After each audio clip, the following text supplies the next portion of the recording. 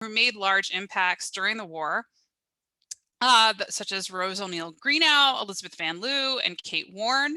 And then I want to spend a little bit of time talking about some of our local connections. Harriet Tubman's involvement in military intelligence gathering, and also Clara Gumby, who was a Confederate sympathizer who lived in the Salisbury Fruitland era, both before and after the war. You may have heard about her before if you've been to the Nabb Center at Salisbury or some of our local museums. And then I just have, some broad conclusions we might be able to draw about women and espionage during this time period. Uh, often we think about the Civil War, images like these are the ones that come to mind. This is an image of the 54th Massachusetts Regiment, which was one of the integrated regiments, had African-American soldiers. If you've ever seen the movie Glory with Denzel Washington and Matthew Broderick, this was that regiment. So it is diverse racially. A lot of people might not know about African-American soldiers, but I think this is one of those iconic images. And I put this forward to say, we often think about the Civil War as a male conflict, right? When we talk about it, the phrase is often brother versus brother. We focus on the battlefield, and it's very true that the soldiers who fought and died, the generals, the politicians at this time were overwhelmingly men. And the Civil War actually has the largest number of American casualties of any conflict, of any war in our history, because we made up both sides, right? Both Union and Confederate.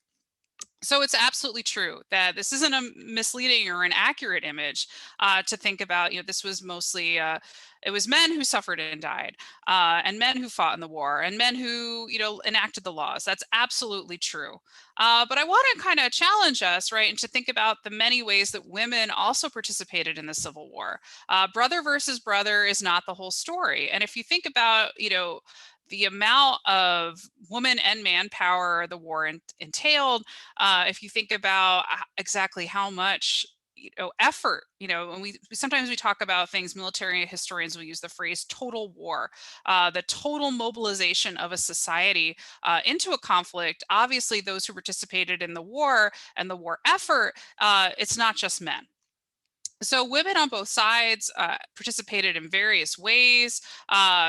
Nursing is often one that comes to mind. If you know anything about women's participation in the Civil War, you might think about nursing, particularly the skills of Clara Barton, who would later go on to found the U.S. division of the Red Cross, and women like Dorothea Dix, who headed up the U.S. Sanitary Commission, or the U.S. Army nurses.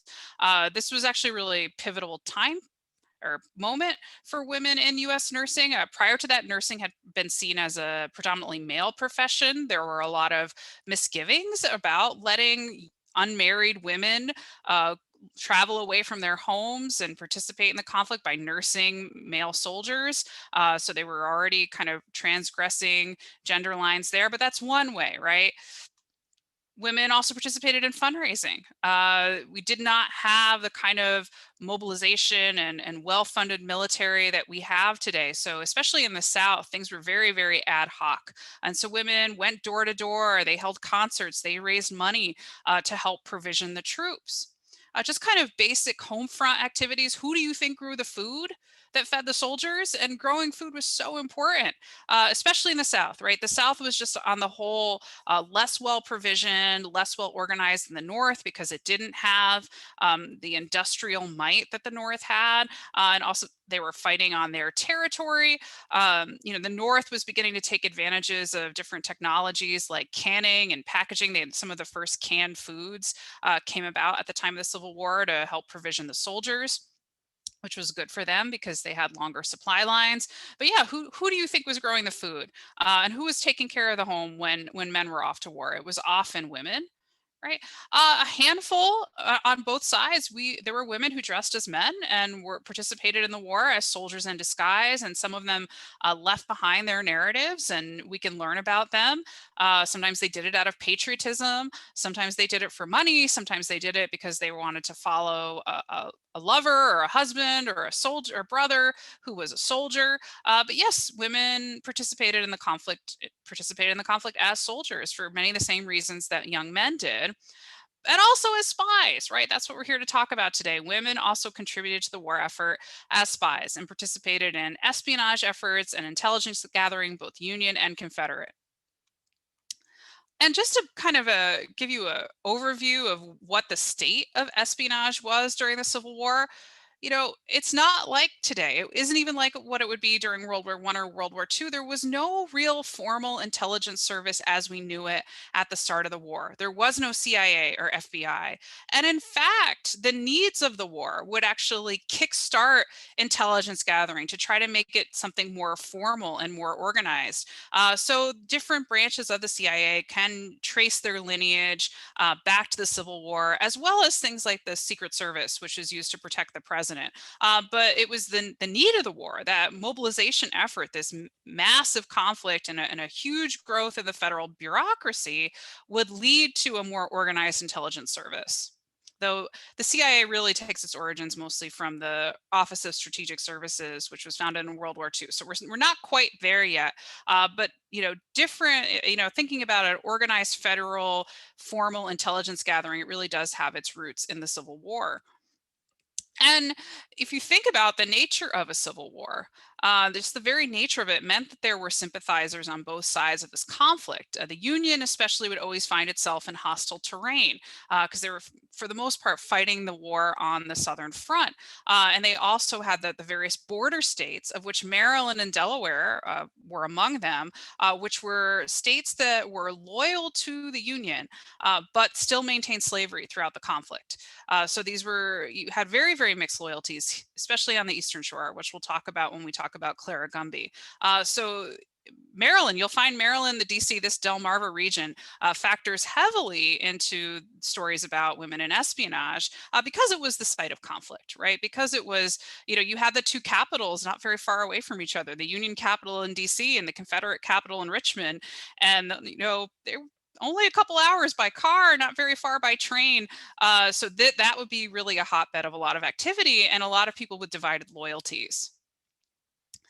We have to remember that at this time, women were barred from the armed services and police work. The only job a woman could have in the police agencies was as a prison matron. You wouldn't actually have women as police officers for decades and decades. Women were barred from actively serving as soldiers, which is why some of them dressed as men if they wanted to participate in the conflict that way. So there wasn't really what we would think about, a role for a woman to be a formally trained spy. Some of this would be more informal, and it would be more of them using, I would say, their feminine talents or trying to use the position of their gender in stereotypically feminine ways to try to gather intelligence. Which brings me to my last point. If you know anything about the 19th century at this time, historians sometimes say that this was the era of separate spheres, where women and men were almost living in different worlds, especially upper middle class women and men. For people of the lower class, they didn't have a choice to kind of live in separate spheres, but there was a very clear domestic sphere. The home was the realm of women, and politics and business and war was the realm of men.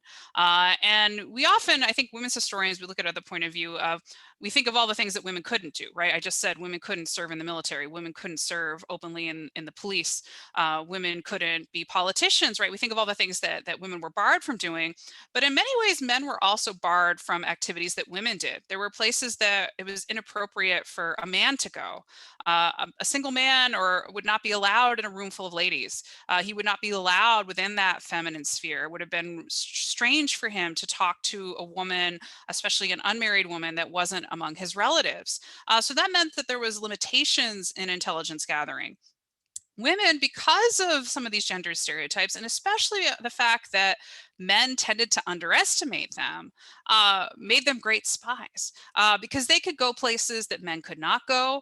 They could befriend other women, often women who might have been the relatives or the co-conspirators of men, and gather intelligence from them. And often men would reveal things in front of a woman that they would never reveal in front of a man because they just assumed that because women didn't have the right to vote and because they were supposed to be these docile, empty-headed creatures, that there was no way that the woman that they were talking to could possibly be a spy.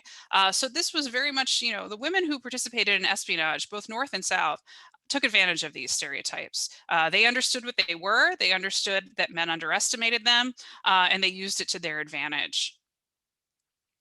So I want to talk a little bit. I said I was talk about some of these big figures. Women just weren't individual agents. Some of them actually actively managed spy rings.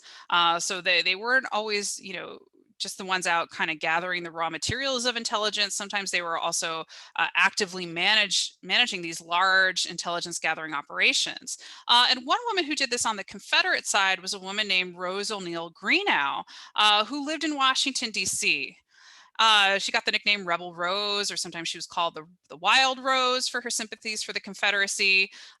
Prior to the war, she had been a very active socialite and Southern sympathizer. I believe she was born in Port Tobacco, Maryland. She came from a slave-owning family, and she had lived in the Washington, D.C. area actually for decades. She had been friends with Dolly Madison, who introduced her to Washington, D.C. society. She was friends with people like John C. Calhoun, the fiery Southern senator from South Carolina.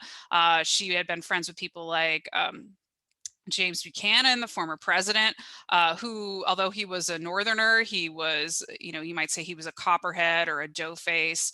He was a Northerner who sympathized with the South. So she had been established, right, in these social circles. And after the war broke out, she used her status as a socialite, as a sort of an inhabitant of DC, to gather intelligence, right? All of the things that she sort of heard and all the rumors and, her position within Washington, D.C. society, to gather intelligence. And she was actually recruited by the head of the Confederate Secret Service to maintain aspiring in DC. He recruited her. He taught her the tools of the trade. He gave her various codes and ciphers, and then he left. And then she managed the ring without him. She was the handler. She was kind of the person that gathered all the intelligence and would then later pass it back to the Confederate Secret Service. And we're talking about using your feminine wiles. She was a widow, and a fairly youngish widow. You can see a picture of her here. She's fairly attractive, and she had an affair with a Republican senator, Henry Wilson, from the North, from Massachusetts, and he would pass her all kinds of secrets, and she would then pass that on to the Confederate Secret Service. So, he was dropping secrets left and right, and he was her primary informant, where she got her intelligence from. Eventually, before I say that, so I mentioned she used codes and ciphers. I'll show you an image of one of her ciphers in a minute. She had various types of signals that she used to pass messages and to signal kind of the people working for her. The kind of like dead drop, we might say, signals where, a couple lights in the window or flashing blinds would be a kind of code. And so, she wasn't able to stay active for too long. She was found out in 1862 and actually placed in the old Capitol prison. But she still managed to carry on her espionage work, we think, with those codes and signals. So she would signal people from her prison cell, or she put a lamp in her window. She was actually imprisoned along with her 8-year-old daughter, her youngest child, who was allowed to remain with her in prison. So it was a prison, but I guess it was a more kind of genteel prison, or there was a recognition that they weren't going to separate mother and child. Eventually, she was released during a prisoner exchange. And she made her way back to Jefferson Davis, the president of the Confederacy, who tapped her to be an emissary of the Confederate States of America to Europe. So you can kind of think of her as a quasi-ambassador. He gave her a diplomatic mission. She went to the court of Louis Bonaparte in Paris. She met with Queen Victoria in England. The Confederate States of America desperately wanted recognition from Europe, from France and England. And despite the fact that slavery had been outlawed for decades in both, in the case of France, since the time of the French Revolution, there were people who had strong commercial interests and ties to the South who were very sympathetic toward the Confederate States of America, if only because of their business interests. The war had disrupted the cotton trade. The mills of Manchester and Bristol could not run without American cotton. So, Rose ONeal Greenough was sent to kind of work her magic and try to persuade allies in Europe to recognize the United States, and I should say the Confederate States, and they came very close. They were definitely waiting and seeing. Some say that, you know, had a battle or two, such as the Battle of Antietam, gone a different way, both France and England might have recognized the Confederacy, and the war could have had a different outcome. But I think it says a lot about Rose O'Neal Greenhow and how Jefferson Davis and other men in the government valued her, that she was sent as a diplomatic envoy to Europe. You know, and that mission was entrusted to her. Unfortunately for Rose O'Neal Greenhow, she died on her way back to the United States. At the time, the Union had a blockade around the South, a very successful naval blockade. She was able to run the blockade on her way across the Atlantic, but on her way back, they were intercepted. She tried to escape in a rowboat, and actually she died on the shores of North Carolina. And one of the reasons she died is that she had about $2,000 worth of solid gold and jewelry sewn into her dress and her gown that she was trying to bring back to the Confederate States. Proceeds from her book. Right, that was actually one of the other things she did in Europe. So while she was in London, she wrote a narrative called My Imprisonment, first year of abolition rule at Washington, to try to tell her story and help persuade people, you know, that try to gain sympathy, right? That she was a young widow who had been unjustly imprisoned by the Yankees. And then you can see here, this is one of her ciphers. And it's a substitution cipher with different symbols standing in for different letters. We think it's a 26, you know, 26 cipher code, and that's actually at the National Archives now. So, you know, she was doing some real cloak and dagger stuff with ciphers and codes and passing messages. And this is one of those that were intercepted. Her Union counterpart, you know, so if Rose O'Neal Greenhow was someone who was, you know, running a spy ring within Washington, D.C., a Confederate sympathizer behind Union lines. Her Union counterpart was a woman named Elizabeth Van Lew, sometimes called Bet Van Lew, who lived in Richmond, the capital of the Confederacy. So very much a kind of one-to-one correspondence. So Elizabeth Van Lew had actually been born into a slaveholding family. But when she was sent north to boarding school, she developed some abolitionist sympathies. And the people that she met in Pennsylvania inspired her to become an abolitionist. And she really put her money where her mouth was. So after her father died in the 1840s, when she was about 30 some years old, she freed all of her family's slaves, and then she used her inheritance, which is about $260,000 in today's money, to buy enslaved people and free them. So she would send her brother, the story is she would send her brother to the slave market in Richmond, and when anyone was trying to split up a family, she would buy them. She would buy the entire family and set them free. That's how strongly she felt about slavery. So maybe it's not surprising that when the war came and Richmond ended up in Confederate hands and was the the capital of the Confederacy, she would do everything she could to try to aid the Union cause. And one way that she did it, and this is another one of those, if you know, Rose O'Neal Greenhow kind of did the femme fatale, Mata Hari thing, right? Kind of played upon that stereotype about femininity. You know, Elizabeth Van Lew played on women's role as caretaker, right? So she would bring food and medicine to the Union soldiers in Libby prison, who were prisoners of war. And, you know, under the auspices of offering charity and offering care, she would pass intelligence that they gave her onto people.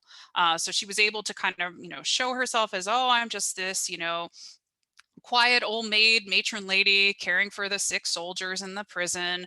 I'm going to give them charity. And then they would give her intelligence and give her messages to pass on behind enemy lines. And one of the people that she freed, Mary Jane Richards, sometimes called Mary Bowser, she was actually able to install herself at one point as a servant within the Confederate White House and gain intelligence within Jefferson Davis's own household. And we're not sure how long she was there or how, you know, how much intelligence she was able to pass on, whether she was there for a long period of time or if she was just able to pass herself off as a servant and kind of walk in and, you know, see what she saw and then, you know, report back to Elizabeth Van Lew. But that I think is a pretty, you know, she had a very extensive network is what I'm trying to say, and they were very clever. One thing they did, hey, Easter's upon us. You can try this trick with your family. If you've ever made one of those hollowed out Easter eggs, well, that's what Elizabeth Van Loo's spy network did, is that they would pass coded messages within the hollowed out eggs. And that's how they would get the messages around, which I think is fairly clever. In fact, her network was so efficient, it was said that she could send fresh flowers and that day's Richmond paper to Ulysses S. Grant from Richmond. And Ulysses S. Grant was the commander of the Army of the Potomac. And so, I mean, it's pretty impressive that she could get both fresh flowers and the daily newspaper to Grant within, it shows you how quick and how efficient her network was. And in fact, most of the Union generals credited her with giving them the majority of their military intelligence during the later years of the war. The best, when as the battle shifted toward Richmond, Richmond and Petersburg were under siege. Most of their intelligence was coming from Elizabeth Van Loo and her network. Now, I wish. Well, hold on a second. I'm getting ahead of myself. So, when Richmond fell, it said that she was the first person to raise the Union flag over Richmond. I think, she seems like a pretty passionate Union sympathizer in terms of what she was willing to give to the abolitionist cause and how much she was willing to risk. Grant valued her, made her Postmaster General of Richmond. She served as the Postmaster General in Richmond for 8 years. She helped modernize the Postal Service, and she actually hired women and African Americans, which was unusual for the time. And working for the post office at this time was actually a very well paid, well regarded, prestigious position. And important, I think we all value the delivery of the mail. Now, after Reconstruction, and when the Union Army pulled out and Reconstruction happened, she lost her job as postmistress because she was considered to be politically unfavorable. Her neighbors in Richmond regarded her as a Union traitor. There were a lot of hard feelings around her behavior. There was a lot of anger still toward the North during that Reconstruction period. And this is when she gets her nickname Crazy Bet. So people said that she was crazy. Kids said that she was a witch, and it was don't go see her, she's a crazy witch. Even people who were sympathetic toward her bought into this rumor that she was crazy. A kind of sympathetic biography that was written about her in the early 19 teens, called her Crazy Bet and said that she pretended to be crazy in order to pass on intelligence. Most historians don't think that that's accurate. It's more likely that she, used the guise of charity, used the guise of womanhood. But I think that kind of shows the stereotypes that we have, right? That to do this kind of work or to be willing to risk the ire of your neighbors, be willing to risk people being mad at you to stand up for what you believe in, people called her crazy, right? Crazy Bet. And unfortunately, the government actually never gave her a pension for her intelligence work, despite what she had contributed. She spent her whole fortune freeing enslaved people prior to the war. She fought very hard to get some recognition. It seemed like people like Grant and others appreciated her, but as time wore on and she got older and newer and younger people were in the government and things became I guess, politically disadvantageous toward people like Elizabeth Van Loo. She wasn't able to get her veterans pension, but fortunately, some of the families of the Union soldiers that she had helped raised money in order to care for her in her old age and eventually buy the tombstone that you see here. Now, she might not have gotten a lot of recognition during the later years of her life. She was inducted into the Military Intelligence Hall of Fame in 1993. And I also think an interesting fact about her is that Maggie Walker, who was the daughter of two of the people she freed, eventually founded the first bank owned by an African-American woman in Richmond. So her actions, both as an abolitionist and as a Union spy, had tremendous implications, not just for the war, but also for what people's lives could be after. And I think that that's very inspiring, all of the good that she did, right? And seeing someone like Maggie Walker be the first African-American woman to own her own bank. Yeah, another woman I want to introduce you to is Kate Warren. She's sometimes called the first female private eye. She worked as a detective for Alan Pinkerton and later headed up his female detective bureau. He eventually had a whole bureau of female detectives. So if you know anything about the Pinkertons, they, before there was a formal military intelligence agency or before there was a formal secret service, this was a private company that often did some of these government services. And Alan Pinkerton would actually run military intelligence for the Union during the Civil War. And Kate Warren was his girl Friday. She was his right-hand woman in all of this. We don't really know a lot about her early life. We knew she was born in upstate New York. She presented herself to Alan Pinkerton and said that she was a young widow. And when she first came to Pinkerton, he just assumed that she was there as a clerk, going to be a clerk in his office. But she eventually convinced him. She said, I want to be a detective. And she told him, I can go places where men can't go, and women and men will reveal secrets to me that they won't reveal to a man.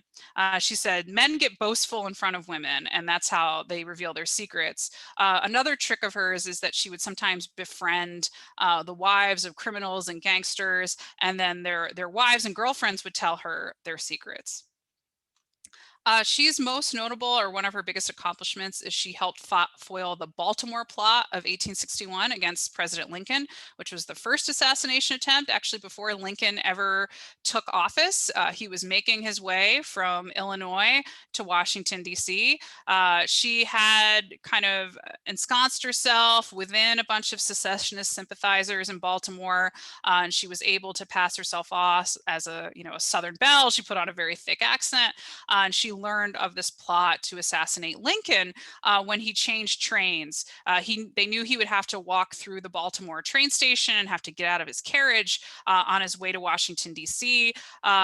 Kate Warren and others were able to successfully intercept that plot. They disguised Lincoln. She disguised herself.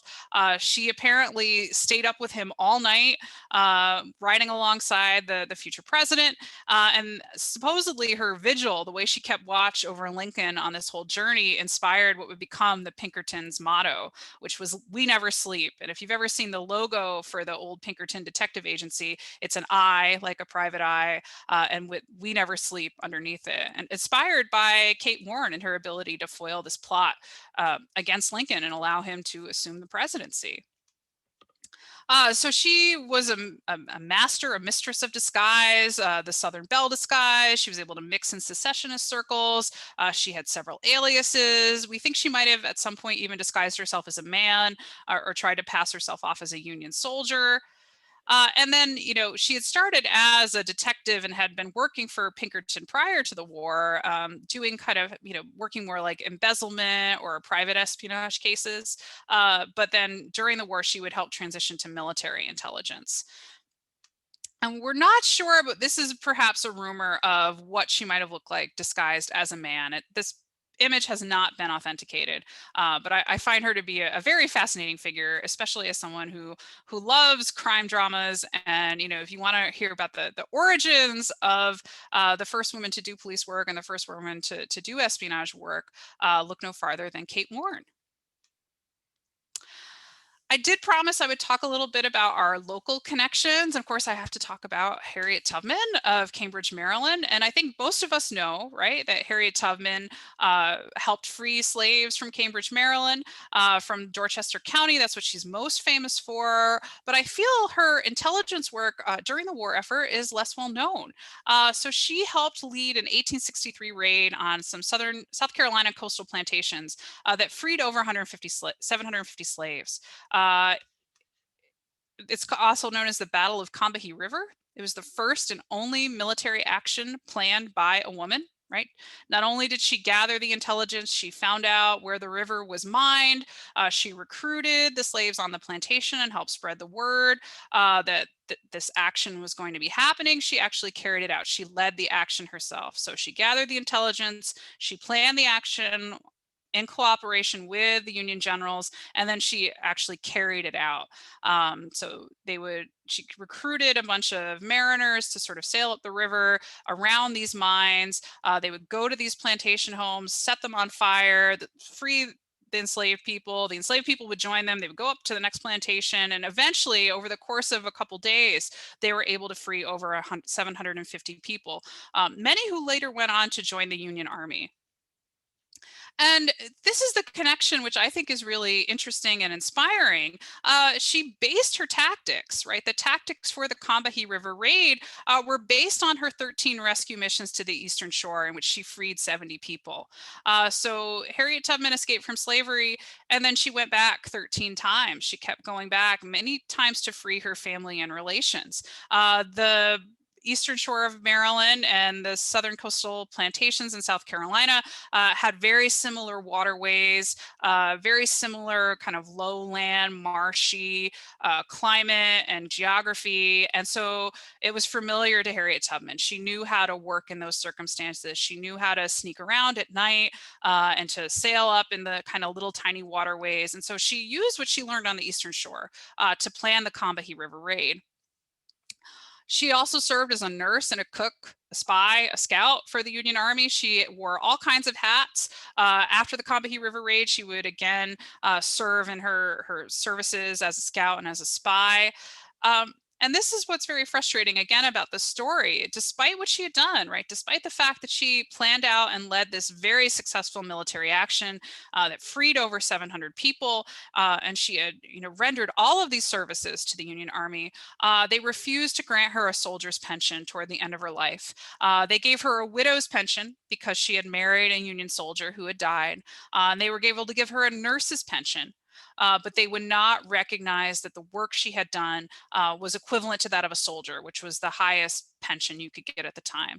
That there was despite all she had done, there was still this gender block, this kind of barrier that said that, a soldier's pension was for men only, even though she had undoubtedly done the dangerous work that a soldier does.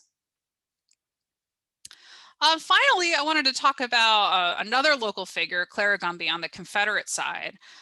So some of you might have heard of Clara Gumby, or maybe you've seen her portrait, self-portrait here. She was born in Forktown, Maryland, which is now Fruitland, in the late 1830s. She came from a fairly prosperous family. They were able to send her to the equivalent of a ladies' college or finishing school in Baltimore, more like the equivalent of a high school or a junior college, where she learned painting and she learned what might have been called the ladies' accomplishments.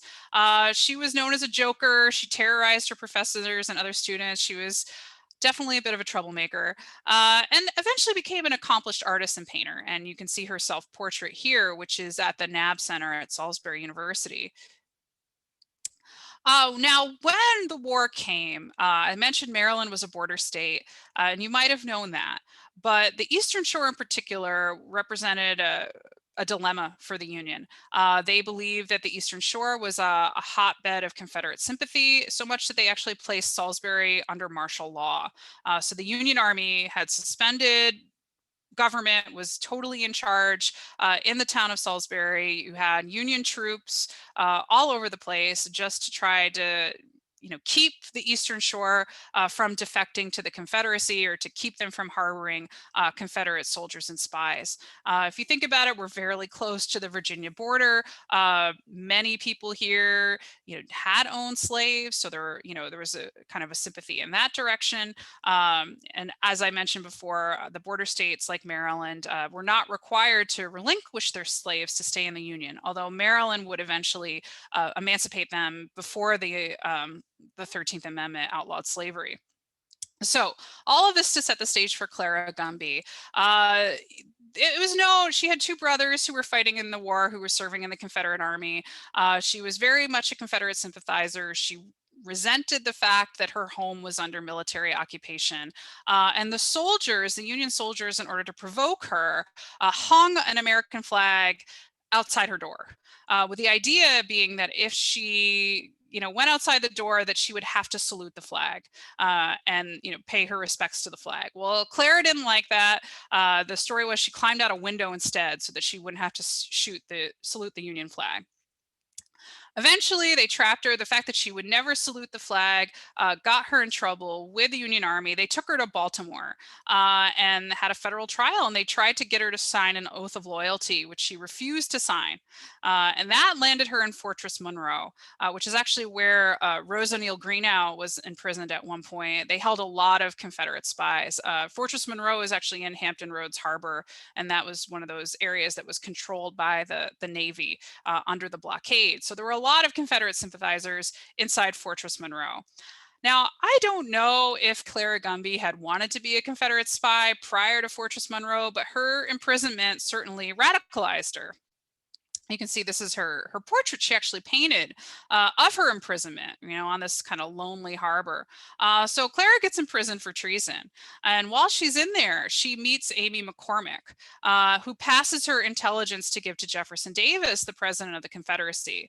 Eventually, Clara is released on a prisoner exchange, and she makes it behind Confederate lines. She's able to meet up with Jeff Davis, pass him her intelligence, and he rewards her by giving him a clerkship in his government. I believe his Treasury Department. So she's in Richmond, right? She's in the hotbed of the Confederacy. She's rewarded for her intelligence gathering, although Clara didn't necessarily feel that way. If you read her diary from the time, she called it her exile. So as much as she was daring and as much as she was sympathetic to the Confederacy, I think she was also homesick. And she wasn't that old when this happened. She was still a fairly young woman on her own in Richmond all by herself. So she was in Richmond during the siege, during the fall, and a lot of that is documented in this diary that we have here. So we know a lot about Clara Gumby because she kept a diary both of her school days and of her experiences being imprisoned in Fortress Monroe and her time spent in Richmond. So after the war, she marries and she lives a fairly normal life in Salisbury. I think some people kind of regarded her as a local heroine, as someone who was willing to, stand up and stick it to the Yankees. So she kind of gained that fame, or she gained this, notoriety as being very outspoken.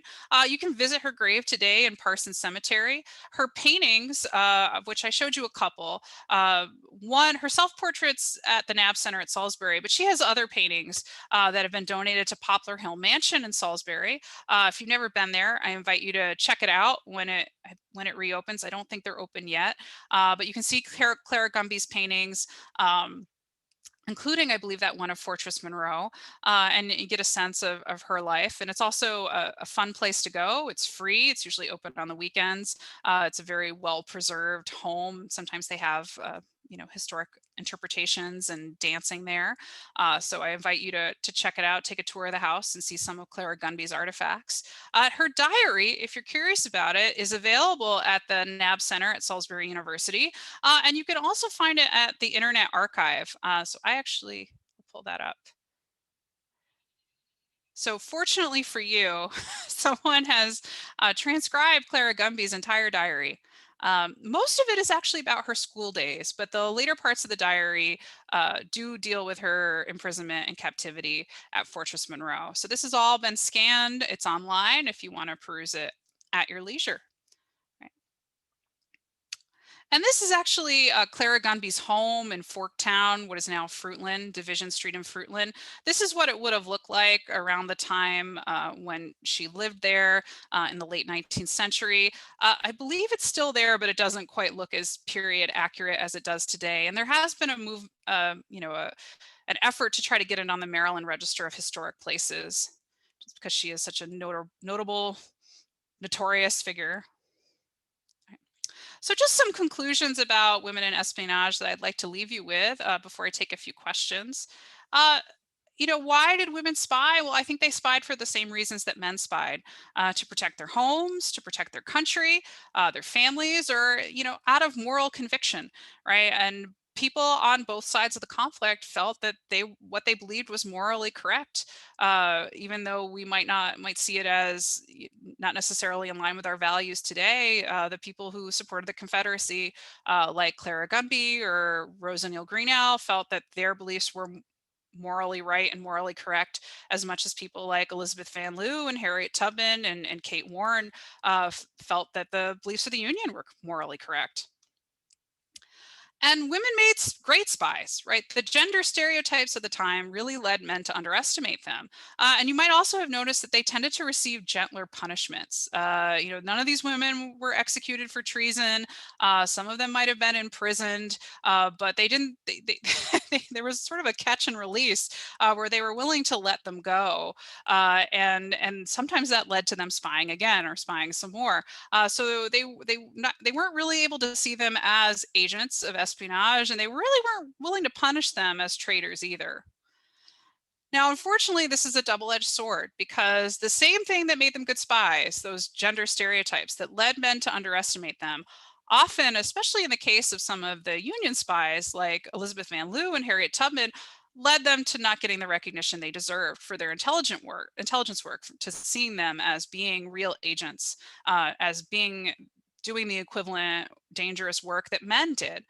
So that becomes a double-edged sword. It becomes easy to sort of trivialize or minimize their accomplishments, especially when you're the US government not wanting to hand out any more veterans pensions.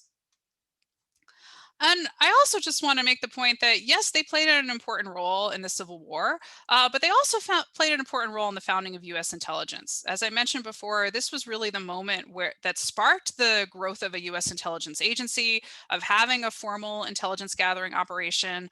And I think you can really point to people like Kate Warren, who worked for the Pinkertons, in formalizing that role, and also making a very strong and persuasive argument that, if we're going to have effective espionage, if we're going to have effective spies, then we need to have a diverse range of spies. We need to include women as well, that women at this time can go places that men can't go, and they can learn secrets that men can't learn. And I want to thank you for that. And I'm happy to take some questions. Unfortunately, my sound's not working, but I'm happy to take some questions in the chat. If I pull that up now. Can you hear me now by any chance? No. Okay, everybody. You can put questions in chat, but I'm also going to, can I do this? All right. I'm going to see if I can allow you all to see my screen. All right. Okay, so I'm allowing anybody who wants to, you can unmute yourself and talk. Right. Are there any questions in the chat? I'm sorry, Cara, I wish you could hear me. Oh.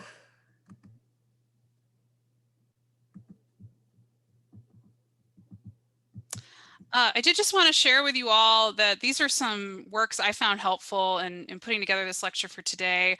I think this book here, Karen Abbott's Liar, Tempter, Soldier, Spy, actually profiles several different women undercover in the Civil War.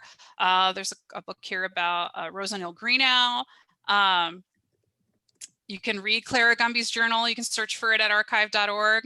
If you want to read about the Pinkertons Rebellion, or the work of Kate Warren foiling that plot against President Lincoln, you can go right back to the source. You can go back to Alan Pinkerton's account of how it all went down. And this one here, Southern Lady Yankee Spy, The True Story of Elizabeth Van Lew. Right. Thank you.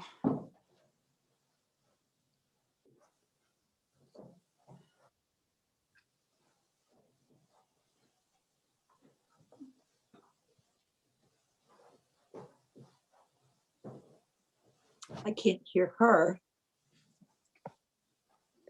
We can hear you. Cara, could you hear that? I can't ask her.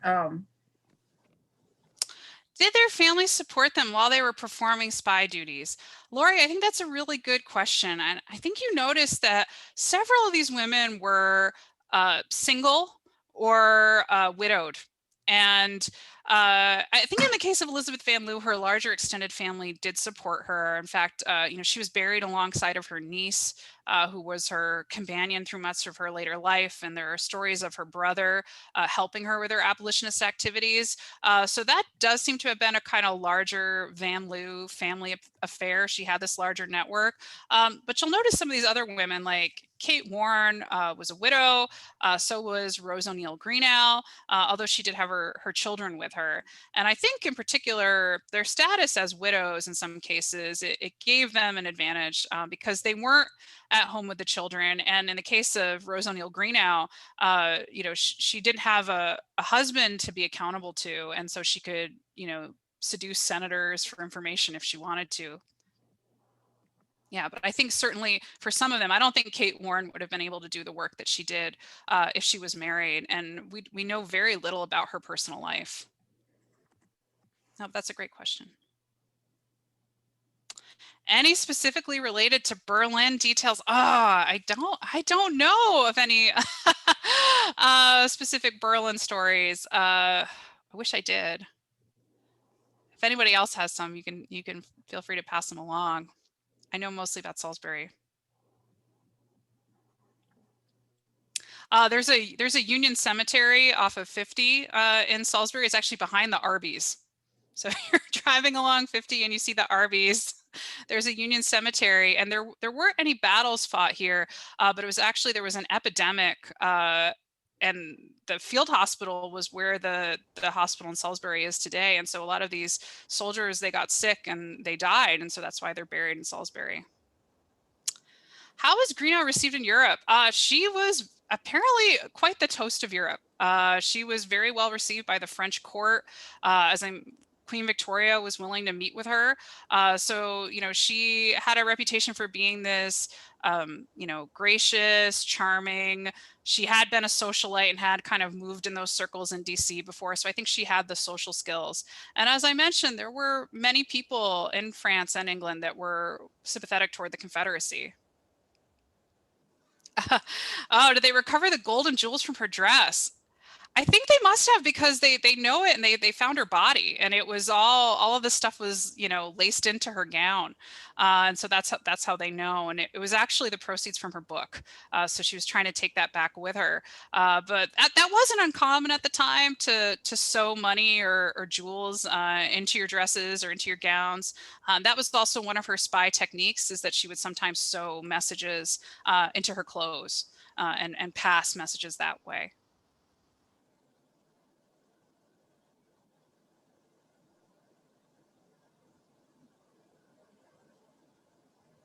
Does anybody else have any other questions? Okay, well, Cara, thank you. You know, all right. Bridge. Thank you, everyone. Thank you for some great questions, and thanks for tuning in today. Yeah, we really appreciate it from the Worcester County Library, and hope to see you at the next one. Bye-bye. Thank you.